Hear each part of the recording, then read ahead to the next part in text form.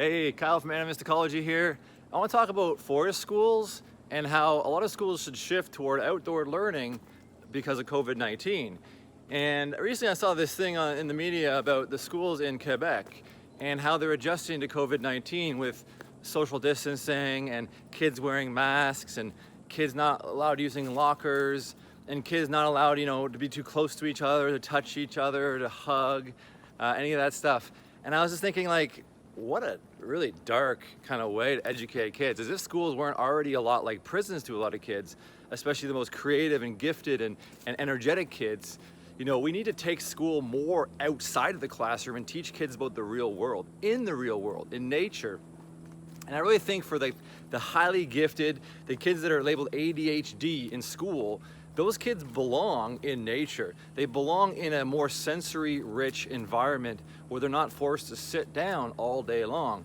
Because ADHD kids, when they're medicated, they sit down, they comply, they obey, they don't disrupt. But really, by drugging these kids, it's preparing them for a future of sitting that's not in line with their physiology and their mental construction, with who they are. And the drugs are gonna put them on a trajectory to go into some job they're gonna hate later in life, right? And just set them up for a life of unhappiness. Whereas, ADD really is about, someone that needs, high novelty. Tom Hartman, an American talk show host who has ADD, talks about ADD people being the hunters, whereas most people are gatherers. They show up, they do their work step by step, they follow instructions. They're like the gatherer, the agriculturalists. Whereas ADD, he says, is like the people, about 10% of the population maybe, that have the hunter genes, that need constant stimulation of the hunt, the novelty, complexity, and unpredictability of the hunt, where they go off seeking and they get dopamine that way because their dopamine systems are not easily activated in a rote learning, standardized, sedentary learning environment. So these kids, instead of being medicated in the system, they need to be in forest schools. They need to be outside learning in nature, developing their leadership skills.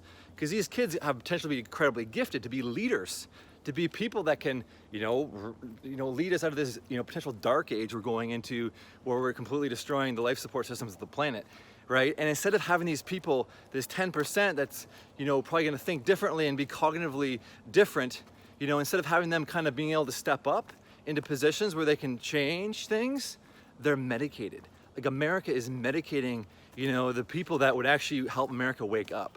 And I think that's a tragedy, that the people that are most creative in our society, that are most hyperactive, are given these learning disability labels and are medicated into submission, whereas they're just in the wrong environment. They don't belong in a school system designed for cognitive normals that can sit still and just learn and just process that way. So really, I think we're doing a huge disservice to kids with the ADD characteristics. And it's not to say the whole school system should change. It's saying that, ADHD kids, ADD, high energetic kids, need a different learning environment than what is considered normal. And if we get these kids into forest schools, into places where they can learn in nature, they're gonna see the gift in ADHD and ADD. There's immense gift there in the energy and the creativity, in the ability to look at things differently. But when you're forcing these kids into this kind of straitjacket of the school, they think they're all messed up and they get caught up in drugs and they end up in all these areas in life where they don't want to be. And, that's a very sad situation. So I think ADD, Richard Louv has this book called Last Child in the Woods about how kids just don't play outside anymore. ADD really can be treated, this is nature deficit disorder, by being more in nature, learning through all the senses, multisensory, embodied learning, creativity, collaboration, all these ways to learn in a much more practical sense than just the rote learning, the lecture-based, test-driven model. So just my thoughts. I think forest schools is a much better way for a lot of kids with ADHD, rather than having them medicated to comply with a system they're not even designed for in the first place. So a lot of the things in life can be changed by changing our environment, our social environment, our natural environment, and our learning environment. And schools really are designed for a certain kind of person, and they work really well for some people. But for kids who have ADD, they don't work very well in most cases. And kids should not have to be medicated to learn. There should be some deeper questions asked rather than just medicating kids into submission.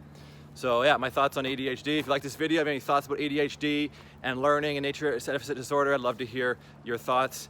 If you have a kid with ADHD or you're an adult with ADHD, I'd love to hear your thoughts on your appreciation for nature, how nature has helped you, how being outside has helped kind of boost your curiosity and help you, feel more relaxed, more connected, more curious, more alive. All right, Kyle from Psychology, thanks for watching, and may the forest be with you.